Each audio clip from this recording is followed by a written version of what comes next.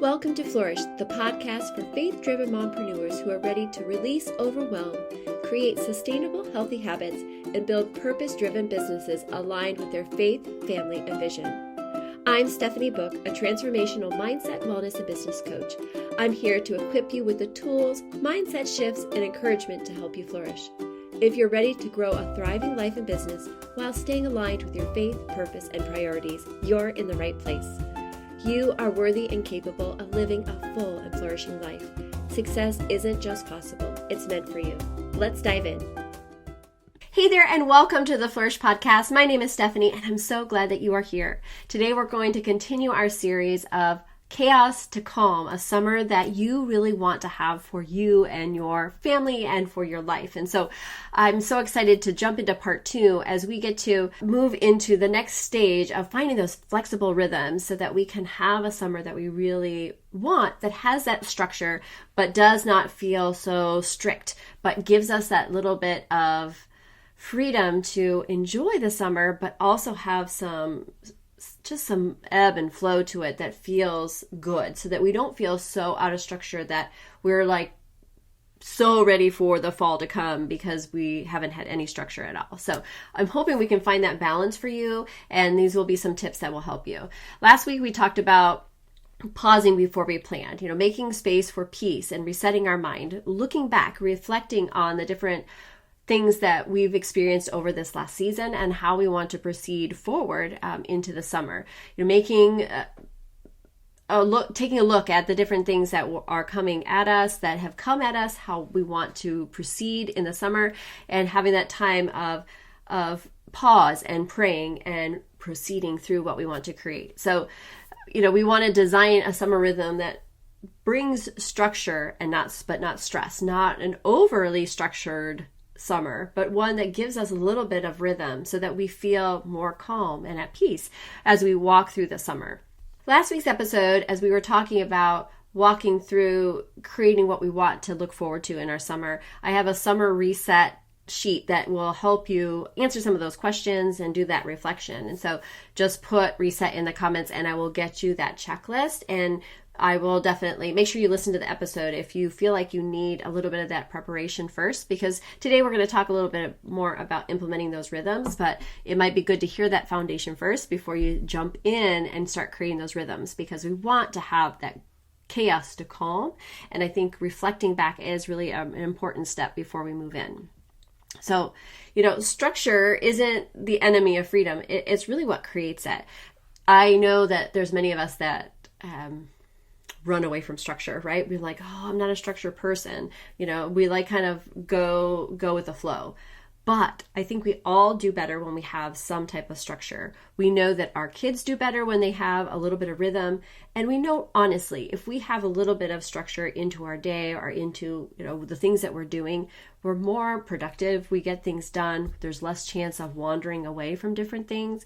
And it kind of keeps us on task a little bit, but also it frees us up a little bit. It gives us a little bit, it fills in the gaps, and it helps us feel, actually, like I said, more free. When we feel scattered or reactive or overwhelmed, we're not enjoying things as much. And so I want to help you find a rhythm for your summer that allows you to still have that freedom to do the things that you want to do, but gives you a little bit of design so that you kind of have the place where you want your energy to be flowing, that your values, the things that you want for your summer will actually happen, but you won't feel overwhelmed.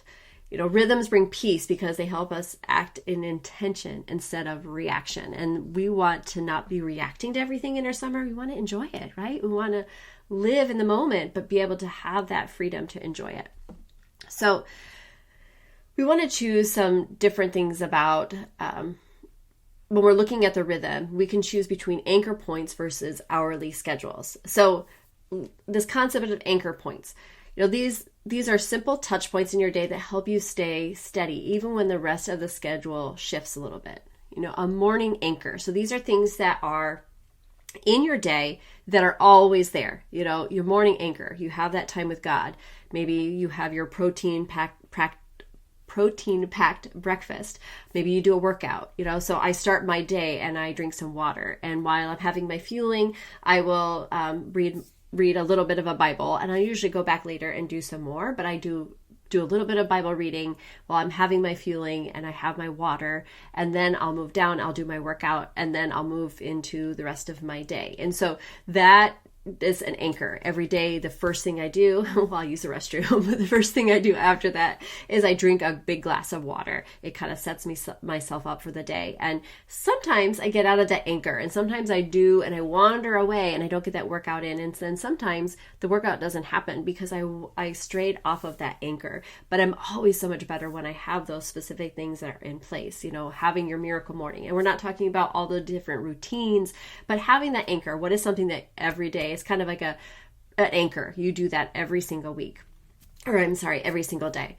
Then a midday anchor. Maybe you have something where you have specific time where you have work time, or maybe you have quiet reset, or maybe there's summer learning time with the kids. Like maybe there's something midday, maybe you're going to have your lunch, but then maybe you're saying, okay, for this time of the day, we're going to have lunch, but then we're going to have an hour of like quiet time. Maybe the kids are going to have quiet time of reading and you could do a little bit of work, or maybe it's their time to be creative and do something in the playroom, and you're going to maybe do a chore or something. Or, maybe your lunchtime, if you're with your kids, maybe you're doing, you have your lunch and then you go for a walk. So maybe you don't have kids, but your midday anchor is when you have your lunch, you're on your lunch hour, you eat a little bit of a light lunch, and you get outside a little bit, you move your body, it refreshes your mind and your soul, so you're ready to go back to work.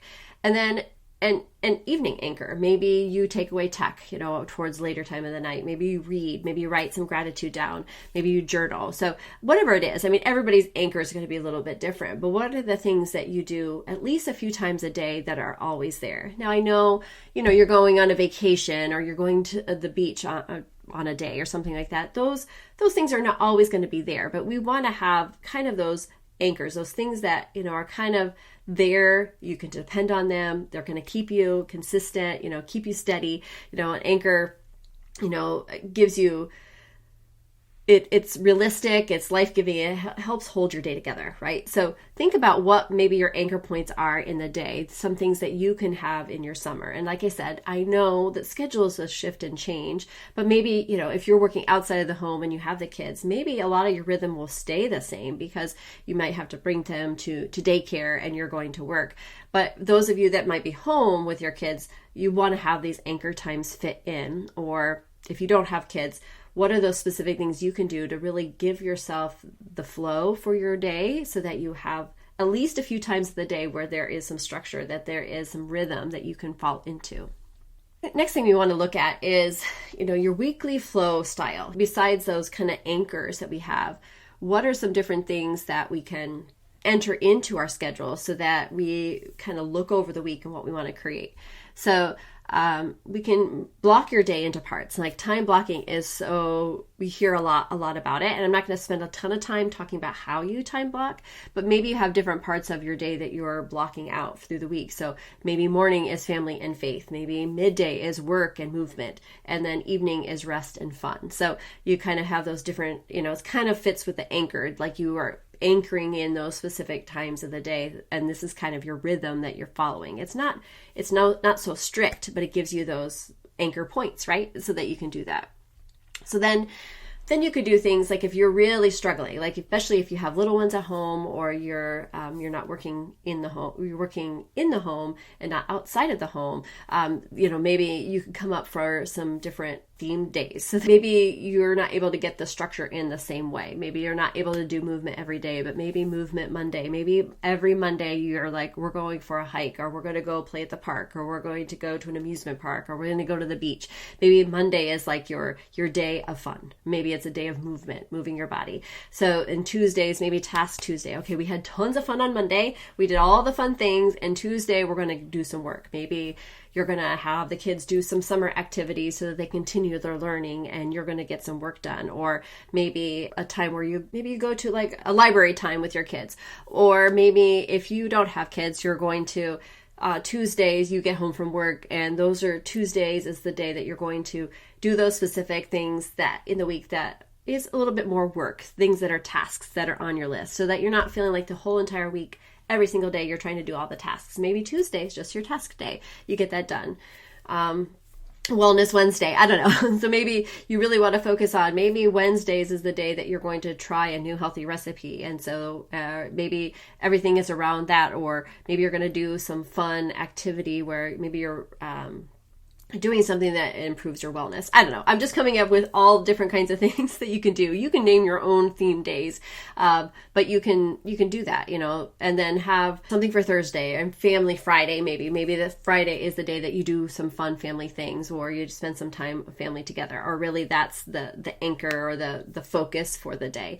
I don't know. You can come up with all different kinds of things. Maybe you have a theme day for your kids at home, but then you have something later in the evening. So, it kind of it gives you some rhythm. It gives you something to focus on. It gives you a little bit of fun flow, I guess, for the summer. Or maybe if you've picked some different things, maybe we have Taco Tuesday, Wednesday's grill day, or something like that. I don't know. You can come up with different things like that. This will give some rhythm without a lot of pressure. It kind of gives you some fun, different flow.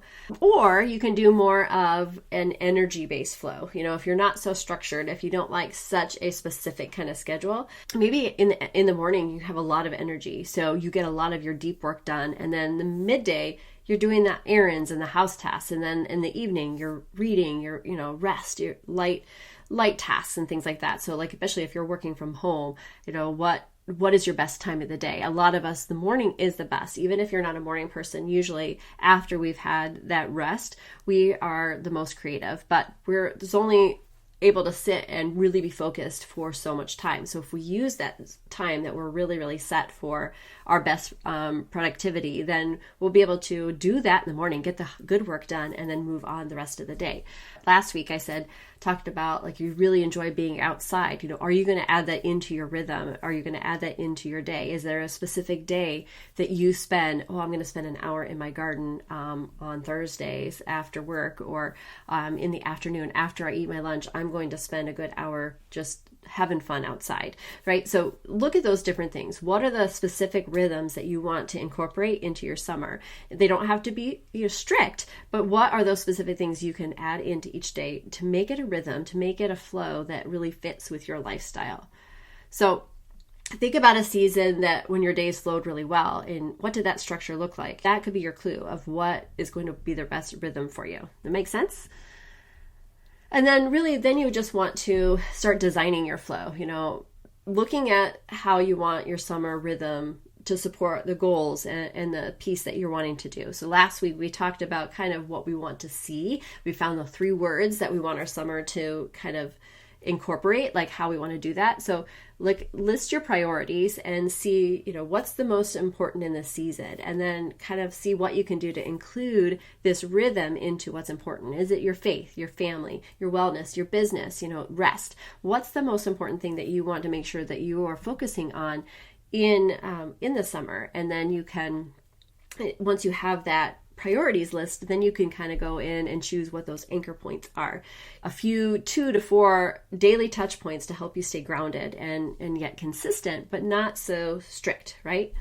And then you can start creating a visual plan. Use a planner, a Trello board, a dry erase board, put something in the fridge, have the kids get involved. Keep it visual, editable, and really just tune into what you want to create and start kind of creating that rhythm, having fun with it, building out your summer and really designing it, because there's no reason why we can't design our summer the way we want it to be. I want to encourage you with this reminder. Proverbs 16:9 says, "In their hearts humans plan their course, but the Lord establishes their steps." You're not planning because you're trying to control everything. You're planning so that you can release the pressure and move forward with peace. Your rhythm doesn't go perfectly. It's okay too, right? We're talking about a rhythm. We're not a strict structure, but more of one that's going to ebb and flow with who you are and what your day is. But you'll have that focus of what you want it to be and those words that are resonated with you as far as how you want to design your summer. So all that's going to come together. And so you're going to build a peaceful, calm summer, one that is filled with just what's most important to you, and not bringing in all those extra things. And I know summers can be busy, and we have those, the vacations and the weddings and the parties and all those things too. But if you have your rhythm, most of those days you're going to be able to step in with calm and peace because you have those anchor points that are set for you. My challenge for you this week, start designing your summer flow. Pick your rhythm style, name your anchor points, and sketch it out. Have fun with it. And reach out if you have any questions about that, because I would love to know what kind of flow that you are doing. It would be really fun to see the different flow and the different words, like I said last week. So, keep sharing the words of your summer. Share with me your flow or what you're excited about creating for your summer. And I'd love to see it. Make sure you screenshot your design or your sketch of what you want your summer to be like, and tag me on Instagram. And don't forget, I have the giveaway through the rest of May. So as you tag me, as you're listening to the podcast, and whether you share the podcast, take a screenshot of yourself, show me your words that you've picked for your summer, or do any of the activities that we've talked about today. Tag me on Instagram at steph.book, or on Facebook, or wherever you hang out, and I will enter you into the drawing for the free book bundle. I'll do that drawing on June 1st. So every time you share, I will enter you into that giveaway. So I would love for you to do that. And again, it helps me not only gift you for sharing, but then also allowing me to get my message out even farther so that other people can have that calm and peaceful summer that they want, to go from chaos to the calm. So friends, I really hope that this is helpful. I've been really fun thinking about this, and I'm excited to hear the different flows that you are coming up. What are your anchor points? What are the things that you're excited to step into for the summer? And make sure you tag me, because I'd love to hear it. Next week, we're going to kind of take the summer flow and then really just put everything into a rhythm so that we are ready to go, kind of have an action plan so that we can step into the next month and through our summer and be prepared and ready to have that calm instead of chaos. Friends, please remember that you are worthy and capable of living a full and flourishing life. Success isn't just possible, it's meant for you. Take care. Thank you for joining me on Flourish. I hope today's episode left you feeling inspired and equipped to take your next step with confidence. If you enjoyed this episode, I'd love for you to subscribe, leave a review, and share it with a friend who needs this encouragement. Be sure to connect with me on Instagram at steph.book and join our Facebook community of faith-driven women who are ready to flourish. Make sure to check out the show notes for all the ways we can connect and continue this journey of growth together. My friends, remember, you are worthy and capable of living a full and flourishing life. Success isn't just possible, it's meant for you. Take care.